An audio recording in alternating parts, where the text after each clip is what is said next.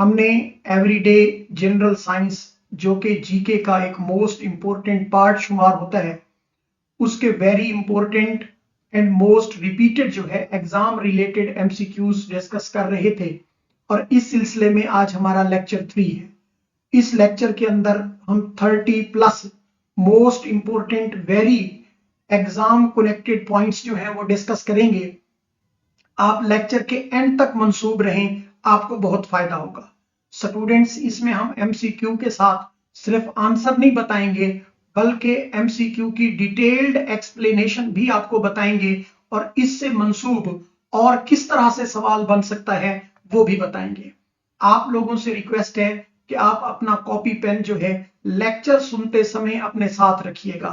इससे पहले इसी सीरीज के 2 लेक्चर अपलोड हो चुके हैं जो कि जीके की प्लेलिस्ट के अंदर मौजूद हैं। आप इस चैनल की प्लेलिस्ट में जाकर वो देख सकते हैं। अब आपने हर लेक्चर जो है वो ना सिर्फ समझना है, बल्कि उसके वो इंपॉर्टेंट पॉइंट्स जो आपको स्लाइड में दिखाई नहीं दे रहे वो आप नोट करते चले जाएंगे। अगर आप हमारा मॉक टेस्ट सेशन ज्वाइन करना चाहते हैं, अगर आप ऑनलाइन टेस्टिंग में हमारा हिस्सा बनना चाहते हैं, तो इसके लिए हमने आपको स्टडी प्लान जो है वो दिखाया हुआ है।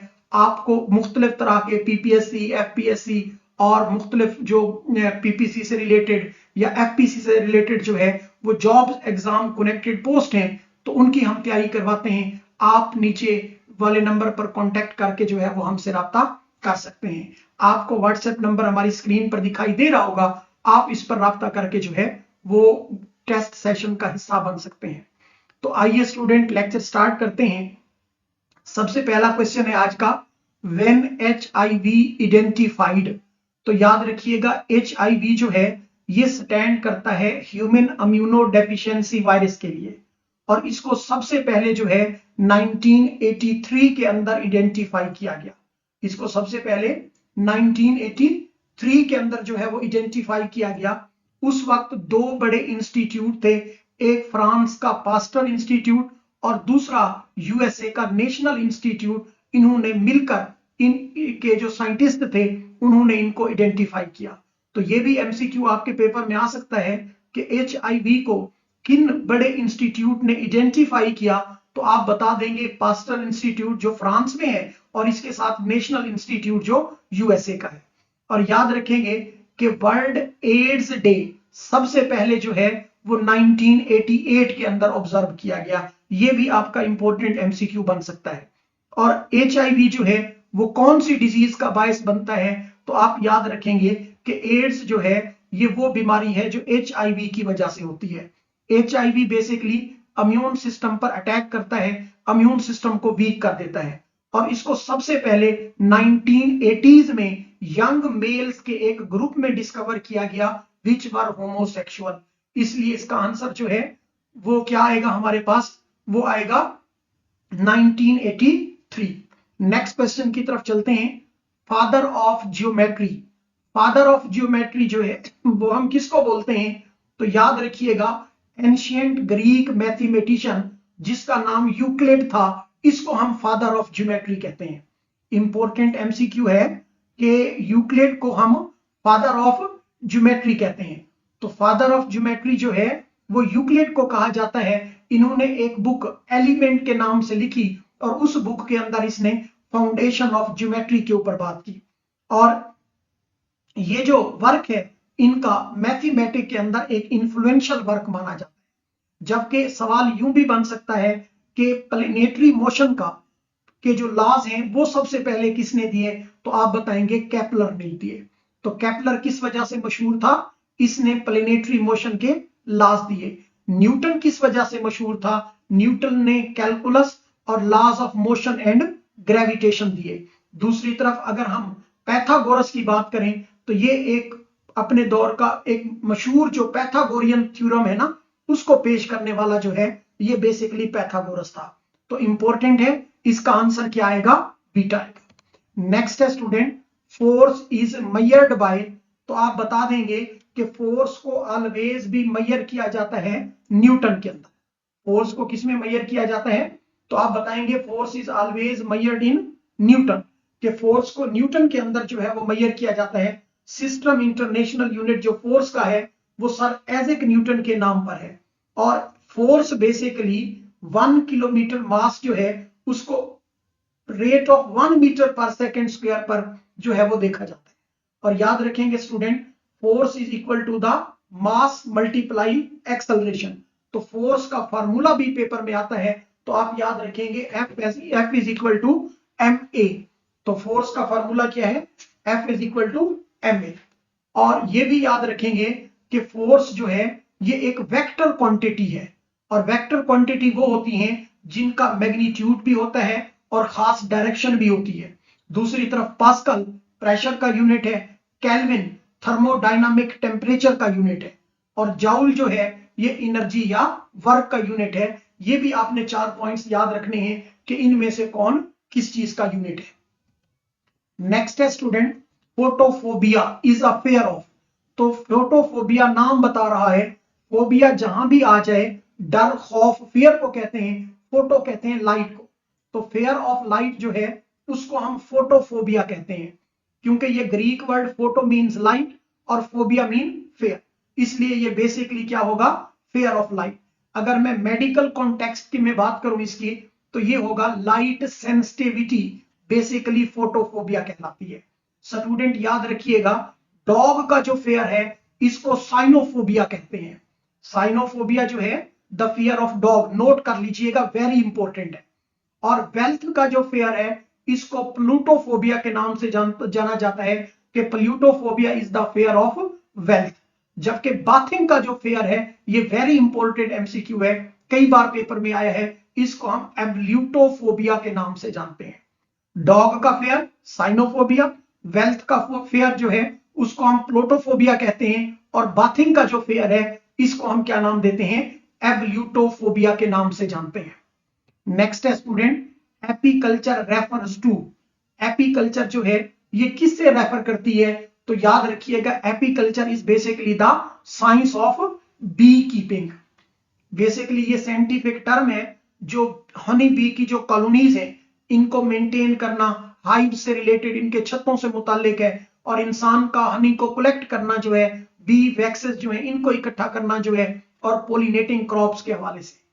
याद रखिएगा स्टूडेंट, जो सिल्क वॉर्म है, रेयरिंग, सिल्क वॉर्म की रेयरिंग जो है ये सेरीकल्चर कहलाती है। नोट कर लेंगे, बड़ी अहम बात है कि रेयरिंग सिल्क वर्म जो है ये सेरीकल्चर कहलाती है, जबकि साइंस ऑफ गार्डनिंग को हम हॉर्टिकल्चर कहते हैं। Science of gardening is called horticulture, और साइंस ऑफ कल्चरल नॉर्म्स जो है एंड ट्रेंड्स जो है इनके लिए हम टर्म क्या यूज करते हैं? इनके लिए हम टर्म यूज करते हैं सोशियोलॉजी और एंथ्रोपोलॉजी। और वो पर्सन जो एपीकल्चर जो है करता है उसको एपी अरिस्ट के नाम देते हैं या बी कीपर का नाम देते हैं। एपी अरिस्ट या बी कीपर जो है वो किसको कहते हैं? वो पर्सन जो एपीकल्चरिंग करता है। बीज जो हैं, याद रखिएगा, ये क्रूशियल पोलिनेटर्स हैं एग्रीकल्चरल क्रॉप्स के लिए। अब वो प्लेस जहां पर बीज को रखा जाता है, ये भी आपके पेपर में एमसीक्यू याद रखिएगा आ सकता है, इसको एपेरी कहते हैं। तो apiary is a place where bees are kept, जहां बीज को रखा जाता है। नेक्स्ट है जी, biopsy is done on the tissue taken from. तो याद रखिएगा, टेकन फ्रॉम लिविंग बॉडी। तो इसका आंसर क्या आएगा हमारे पास? इसका आंसर जो है वो चार्ली आएगा। बायोप्सी एक मेडिकल टेस्ट है जिसमें हम टिश्यू या सेल को क्या करते हैं? लिविंग बॉडी से एक्सट्रैक्ट करते हैं। और किस लिए एक्सट्रैक्ट करते हैं? तो इसके पीछे जो पर्पस है, जो काज है, वो बेसिकली क्या है? ताकि उनमें मुख्तलिफ तरह की डिजीजेस का पता लगाया जाए, खास तौर पर कैंसर वगैरह जो है। इसलिए इंसानी बॉडी से की भी बायोप्सी होती है, एनिमल बॉडी की भी होती है, तो हम डायरेक्ट क्या बात करेंगे? Living body.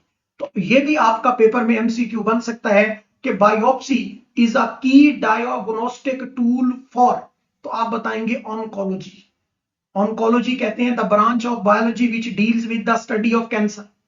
तो कैंसर का मुतालिया ऑन्कोलॉजी कहलाता है। तो ऑन्कोलॉजी के अंदर जो की डायग्नोस्टिक टूल है वो बेसिकली बायोप्सी है। बायोप्सी कई तरह की होती है, जिसमें 3 इंपॉर्टेंट टाइप्स जो है वो आपने याद रखनी है। एक नीडल बायोप्सी, एक एंडोस्कोपिक बायोप्सी, और एक जो है सर्जिकल बायोप्सी इसमें आती है। इसके बाद नेक्स्ट क्वेश्चन है स्टूडेंट, डेंसिटी ऑफ वाटर जो है वो कितना है? तो याद रखेंगे डेंसिटी ऑफ वाटर जो है वो 1 ग्राम पर क्यूबिक सेंटीमीटर है।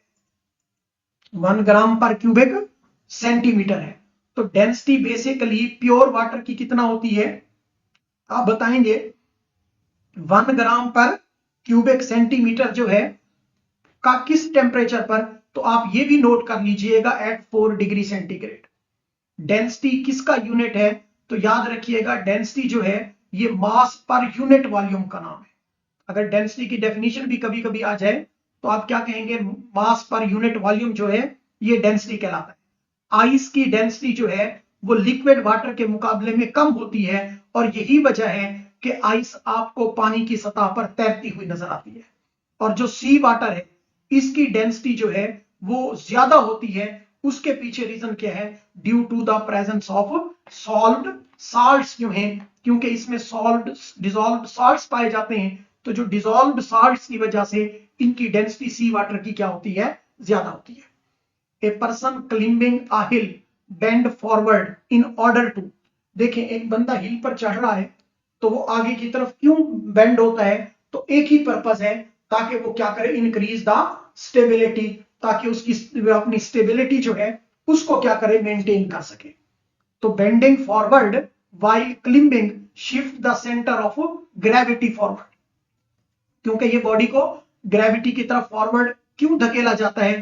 ताकि बॉडी को का बैलेंस जो है और स्टेबिलिटी जो है इसको बेहतर किया जा सके और ये प्रिवेंट करती है पर्सन को फ्रॉम फॉलिंग बैकवर्ड, कि वो पीछे की तरफ गिर ना सके। नेक्स्ट क्वेश्चन है student, solder is an alloy of, तो याद रखिएगा जो सोल्डर है ये एलॉय है, मिक्सचर है किस चीज का? आप बता देंगे ये मिक्सचर है बेसिकली टिन एंड लेड का। टिन एंड लेड का। तो इसका आंसर हमारे पास क्या आएगा? इसका आंसर हमारे पास चार्ली है, टिन और लेड का। तो याद रखेंगे कि टिन और लेड को, टिन का सिंबल SN होता है, नोट कर लीजिएगा, और लेड का जो सिंबल है वो PB होता है। तो इनका मिक्सचर जो है वो सॉलिडर बनता है, लेकिन लेड की मौजूदगी की वजह से ये जो सॉलिडर है ये टॉक्सिक होता है। इसलिए ज्यादातर सॉलिडर जो है आमतौर पर लेड फ्री बनाने की कोशिश की जा रही है। और जब जो लेड फ्री अपना क्या कहते हैं सॉलिडर है उनमें क्या क्या चीजें मिक्स की जा रही है नोट कर लेंगे। टिन है, सिल्वर है, कॉपर है, तो ये 3 चीजें मिक्स कर की जा रही है। जिंक और कॉपर जो है ये बेसिकली स्टूडेंट याद रखिएगा ये ब्रास का एलॉय, ब्रास एक एलॉय है जो जिंक और कॉपर से जो है वो बनती है। और याद रखेंगे कि सॉलिडर आमतौर पर इसका मेल्टिंग पॉइंट लो होता है और ये मेटल कंपोनेंट्स को आपस में जोड़ने के लिए इस्तेमाल किया जाता है। पुराने दौर में इसको इलेक्ट्रॉनिक्स में और प्लम्बिंग वगैरह के अंदर जो है इसको यूज किया जाता था। और वो प्रोसेस जिसमें मेटल्स को जोड़ा जाता है सोल्डर इस्तेमाल करके, इस फिनोमिना को हम क्या कहते हैं? सोल्डरिंग के नाम से जानते हैं। स्टूडेंट नेक्स्ट क्वेश्चन है हमारे पास, नेक ब्रेकिंग फीवर इज, जो नेक ब्रेकिंग फीवर है ये किसके लिए मखसूस है? तो आप बता देंगे ये फेमस है किसके लिए? ये बेसिकली डेंगू के लिए मखसूस है। तो नेक ब्रेकिंग फीवर जो है ये याद रखिएगा इसका करेक्ट आंसर क्या आएगा? डेंगू आएगा। तो ये डेंगू फीवर जो है इसको हम नेक ब्रेकिंग फीवर कहते हैं। उसकी वजूहात ये हैं कि इससे पट्टों में शदीद दर्द होता है डेंगू की वजह से, जोड़ों में सख्त तकलीफ होती है, आंखों के पीछे शदीद दर्द होता है, गर्दन और कमर में ऐसा खिंचाव होता है जैसे हड्डी टूट रही हो। इसलिए हम इसको नेक ब्रेकिंग के नाम से जानते हैं, क्योंकि इंतहाई शदीद पेन की वजह से मरीज को ऐसे लगता है जैसे उसकी गर्दन जो है वो टूट रही है। और इसके अलावा स्टूडेंट याद रखिएगा एक और डिजीज जो नीचे चार्ली में मेंशन की गई है, स्कारलेट फीवर, ये बेसिकली जो है बैक्टीरिया की वजह से होता है और इसमें बॉडी के ऊपर क्या बन जाते हैं? रैश बन जाते हैं। Dengue mosquito borne viral infection है, ये भी MCQ बन सकता है कि which one of the following is a mosquito borne viral infection? तो आप बता देंगे डेंगू। और डेंगू किस मलेरिया को, डेंगू जो है वो किस मॉस्किटो की वजह से होता है? तो आप नोट कर लेंगे एडीज एजिप्टाई मॉस्किटो जो है वो डेंगू का बायस बनता है। इंपॉर्टेंट MCQ है। नेक्स्ट है बेटा in linguist study of sound in. तो याद रखिएगा in linguist study of sound जो है इसको फोनोलॉजी कहते हैं। The branch of the linguistic that study how sound are phonemes जो हैं functions and organized in a particular language, तो इसको हम क्या बोलते हैं, इसको हम फिनोलॉजी कहते हैं। जबकि जो फिनोलॉजी है अल्फा वाला, ये basically periodic plant and animal life cycle event है। जो फिनोलॉजी है तो ये बेसिकली जो है ये किसको रिप्रेजेंट करता है, plant, periodic plant and animal life cycle को जो है, जैसे प्लांट के अंदर फ्लावरिंग वगैरह का साइकिल है उसको जो रिप्रेजेंट करता है वो फिनोलॉजी है। और जो फोनोलॉजी है ये रिप्रेजेंट करता है साउंड की स्टडी को। याद रखेंगे स्टूडेंट्स। नेक्स्ट है जी periodic table was made by. तो पीरियोडिक टेबल जो है सबसे पहले रशियन केमिस्ट ने बनाई थी जिसका नाम जो है वो दिमित्री मेंडलीव था। दिमित्री मेंडलीव जो है, अल्फा जवाब आएगा, इन्होंने क्या किया था, सबसे पहले पीरियोडिक टेबल क्रिएट की थी 1869 के अंदर। डेट भी याद रखेंगे। इसकी ये जो पीरियोडिक टेबल थी वो एटॉमिक मास या एटॉमिक वेट पर मबनी थी। नोट कीजिएगा, एटॉमिक मास और एटॉमिक वेट पर मबनी थी। और इसने अनडिस्कवर्ड एलिमेंट्स के लिए गैप भी छोड़े थे। अनडिस्कवर्ड एलिमेंट्स के लिए गैप भी छोड़े थे। जबकि मॉडर्न पीरियोडिक टेबल जो है ये based on the atomic number.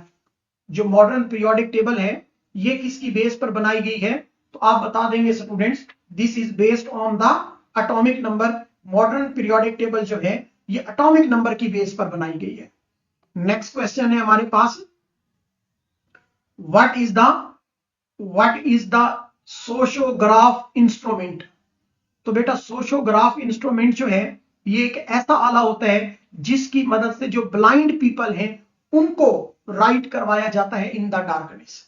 तो क्या कहेंगे, ये basically aiding blind people to write in darkness, यानी इसका आंसर क्या आएगा, अल्फा आएगा। और याद रखिएगा बेटे ये इंस्ट्रूमेंट जो है आमतौर पर मेजरिंग फ्रीक्वेंसी के लिए जो है वो इस्तेमाल होता है, उसका नाम ऑसिलोस्कोप है या फ्रीक्वेंसी काउंटर है।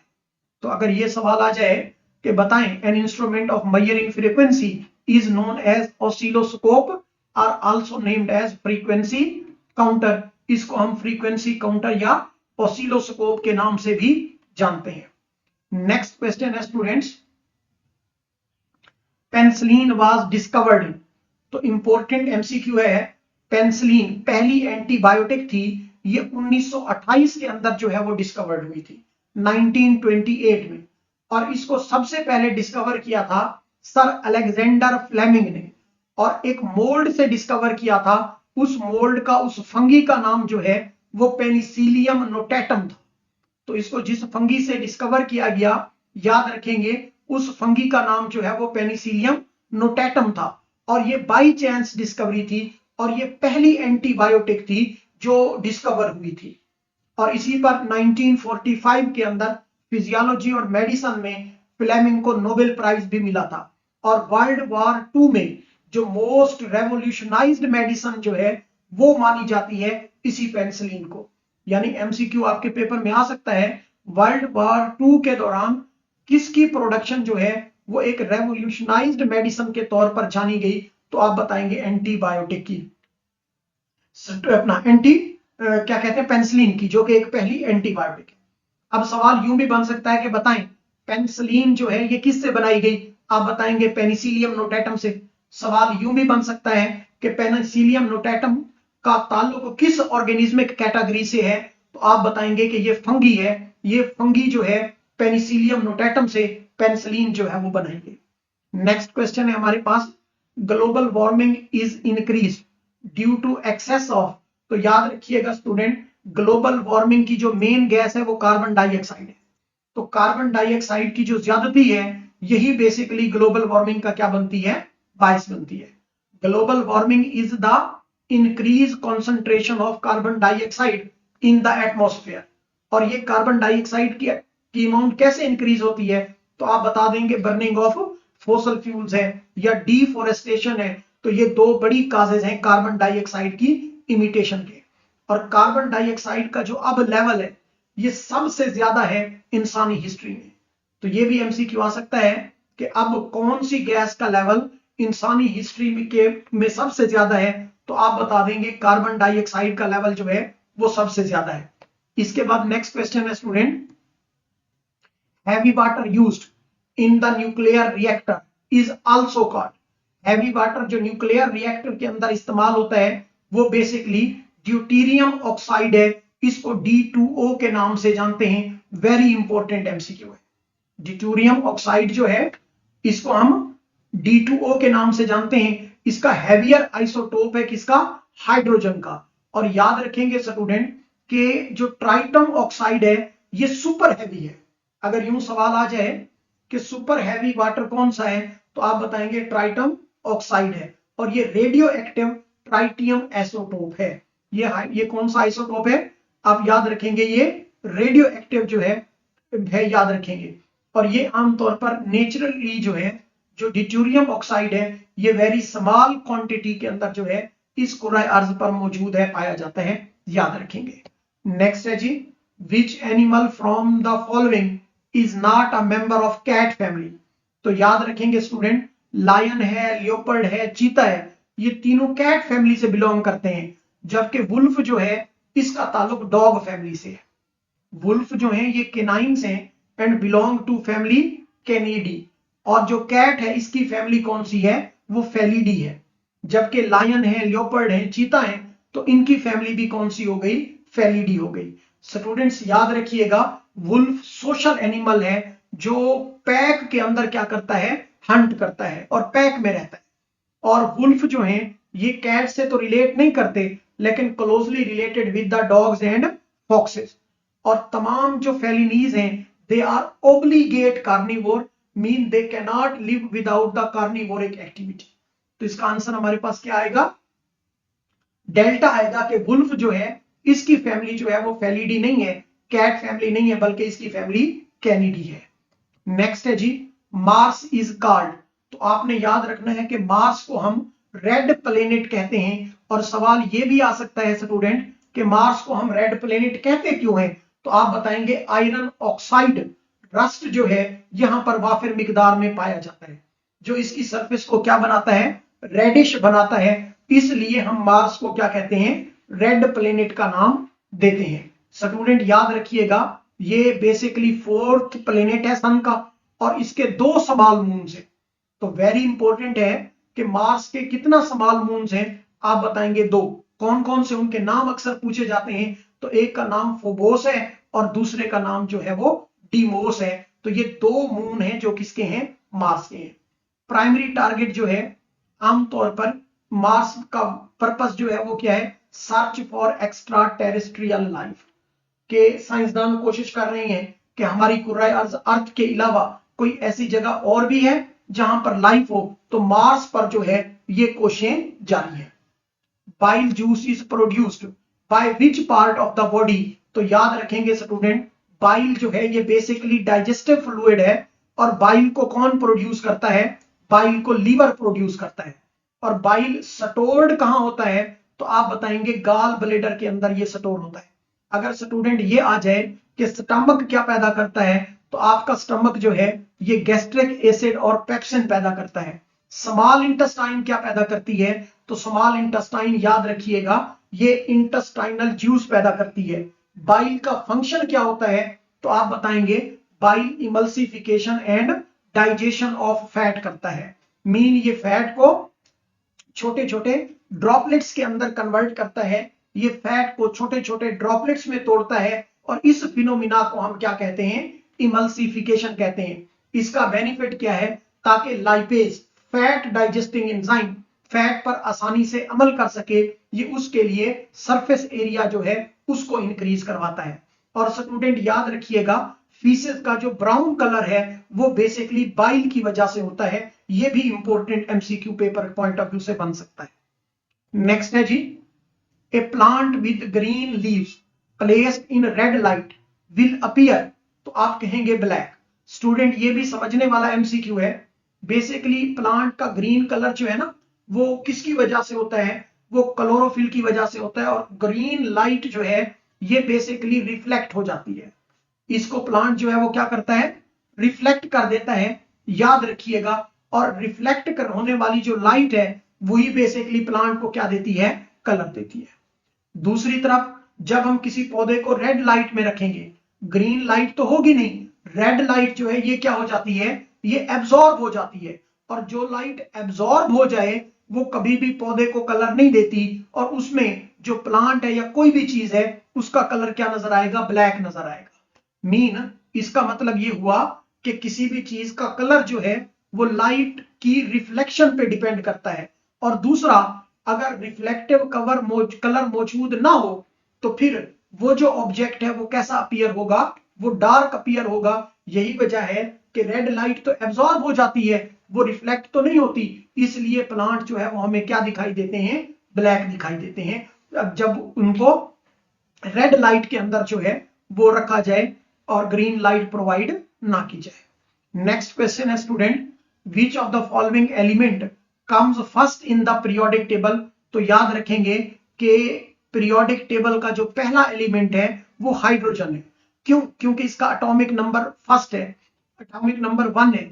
और जो मॉडर्न पीरियोडिक टेबल है, याद रखेंगे स्टूडेंट, वेरी इंपॉर्टेंट एमसीक्यू है ये, on the basis of periodic table जो है, modern periodic table basically atomic number की बेस पर बनाई गई। मॉडर्न पीरियोडिक टेबल जो है ये एटॉमिक नंबर की बेस पर बनाई गई।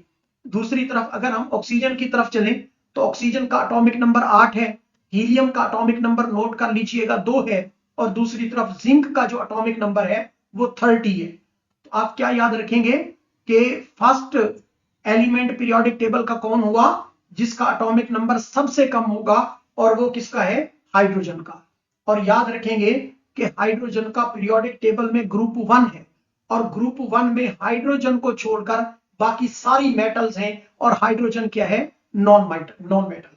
तो वो वाहिद नॉन मेटल जिसको ग्रुप 1 में रखा गया है, तो याद रखेंगे वो हाइड्रोजन है।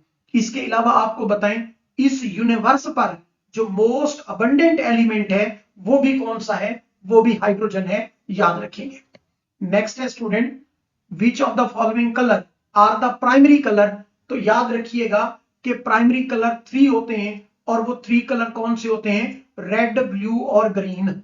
इन 3 कलर्स को हम क्या कहते हैं, प्राइमरी कलर कहते हैं। RGB के नाम से जानते हैं, रेड, ग्रीन एंड ब्लू। और बाकी जितना भी कलर्स हैं वो इन 3 के कॉम्बिनेशन से बनते हैं। लाइट बेसिकली RGB होती है, इन 3 कलर्स का जो है वो मजमुआ होती है, और यही 3 कलर क्या करते हैं, व्हाइट लाइट की फुल इंटेंसिटी जो है उसको प्रोड्यूस करने के जिम्मेदार हैं। नेक्स्ट है student, in human body which part develop first. तो आपने याद रखना है, ह्यूमन बॉडी के अंदर जो पार्ट सबसे पहले डेवलप करता है वो ह्यूमन बॉडी का हार्ट है। तो एम्ब्रियोनिक डेवलपमेंट के दौरान हार्ट फर्स्ट फंक्शनल ऑर्गन है जो बनता है, और कहते हैं कि ये बेसिकली गेस्टेशन के 3rd वीक के अंदर जो है ये बनना और बीटिंग करना स्टार्ट कर देता है। गेस्टेशन बेटा वो दौरानिया होता है जो एक बच्चा विद इन मदर बॉडी गुजारता है, तो इसका जो 3rd वीक है उसमें ये बनना जो है वो क्या होता है, स्टार्ट होता है। और सबसे पहला जो ऑर्गन काम करता है हमारी बॉडी में वो हार्ट करता है, इंपॉर्टेंट है। नेक्स्ट है question students, how many chamber are in the heart. तो हार्ट, इंसानी हार्ट में याद रखिएगा 4 चैम्बर होते हैं। स्टूडेंट याद रखेंगे, ह्यूमन हार्ट के भी 4 चैम्बर हैं, बर्ड्स के हार्ट के भी 4 चैम्बर हैं, और मैमल्स के हार्ट के भी 4 चैम्बर हैं। दूसरी तरफ याद रखिएगा, जो रेप्टाइल्स हैं इनके हार्ट के होते तो 4 चैम्बर हैं, लेकिन 4th जो चैम्बर है यानी वेंट्रिकल वो कंप्लीटली पार्टीशन नहीं होता। दूसरी तरफ एम्फीबिया जो है, मेंढक वगैरह, इनके हार्ट के 3 चैम्बर्स होते हैं, और इसके अलावा फिशेस के हार्ट के 2 चैम्बर्स होते हैं। और याद रखेंगे स्टूडेंट, अपर 2 चैम्बर जो हैं इनको एट्रियम कहते हैं, और जो लोअर 2 चैम्बर्स हैं इनको वेंट्रिकल कहते हैं। याद रखेंगे स्टूडेंट्स, हार्ट के अंदर वॉल्व पाए जाते हैं जो बैक फ्लो से बचाते हैं। नेक्स्ट क्वेश्चन है हमारे पास, red blood corpuscles are formed in. तो रेड ब्लड कॉर्पसल्स जो हैं, याद रखेंगे ये बोन मैरो के अंदर बनते हैं। Red blood corpuscles are formed in, तो आप बताएंगे रेड ब्लड कॉर्पसल्स जो हैं इनकी फॉर्मेशन कहां होती है?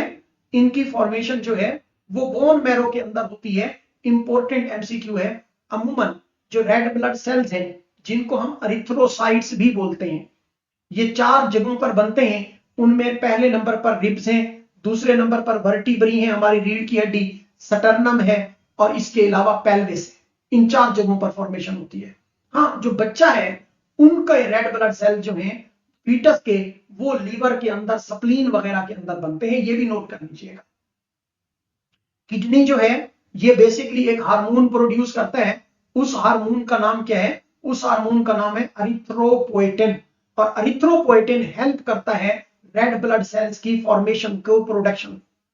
रेड ब्लड सेल की प्रोडक्शन में जो हार्मोन रोल प्ले करता है वो हार्मोन किडनी से आता है, और उस हार्मोन का नाम क्या है? अरिथ्रोपोएटिन है। स्टूडेंट्स याद रखिएगा।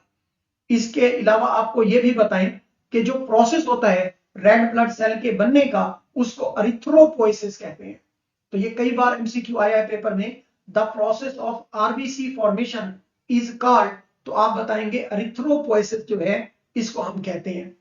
रेड ब्लड सेल का जो लाइफ स्पैन होता है वो बेसिकली 120 डेज होता है। अगर मंथ में कहेंगे तो 4 मंथ जो है इसका लाइफ स्पैन होता है। और याद रखेंगे जो मैच्योर रेड ब्लड सेल होता है उसमें न्यूक्लियस नहीं पाया जाता। वजह क्या है? वजह यह है कि हीमोग्लोबिन को ज्यादा स्पेस जो है वो मिल सके, इसलिए उसका न्यूक्लियस हटा दिया जाता है, रिमूव कर दिया जाता है। प्लांट्स ड्यूरिंग नाइट एक्सहेल, तो स्टूडेंट्स याद रखिएगा, ड्यूरिंग नाइट प्लांट जो है ये कार्बन डाइऑक्साइड जो है ये एक्सहेल करते हैं। कौन सी गैस खारिज करते हैं?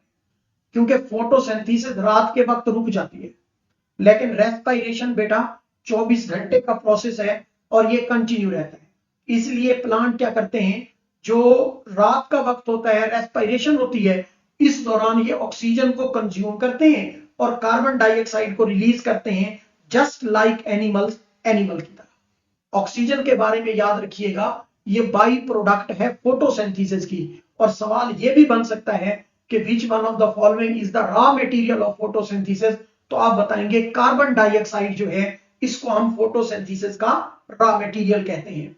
रेस्पिरेशन एक कंटिन्यूअस प्रोसेस है, जो डे एंड नाइट जो है वो कंटिन्यू रहता है, जारी रहता है। नेक्स्ट सवाल है, क्वेश्चन, नेक्स्ट इंपॉर्टेंट क्वेश्चन है स्टूडेंट, जो हमने पहले भी आपसे शेयर किया, फेयर ऑफ बाथिंग।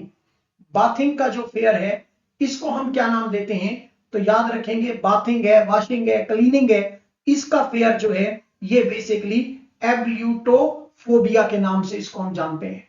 एब्ल्यूटोफोबिया जो है ये बेसिकली फेयर ऑफ बाथिंग होगा।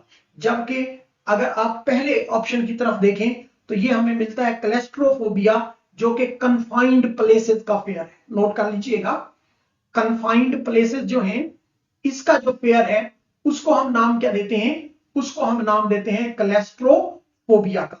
इसके अलावा स्टूडेंट जो एक्रोफोबिया है ये बेसिकली फेयर है किसका? हाइट्स का। हाइट का जो फेयर है इसको हम एक्रोफोबिया के नाम से जानते हैं। और याद रखिएगा, जो टाइप ऑफ एंजाइटी डिसऑर्डर है ये बेसिकली फेयर जो है ना बाथिंग वगैरह का, ये एक एंजाइटी डिसऑर्डर है। और चिल्ड्रन और एडल्ट्स जो हैं दोनों इससे क्या हो सकते हैं? मुतासिर हो सकते हैं।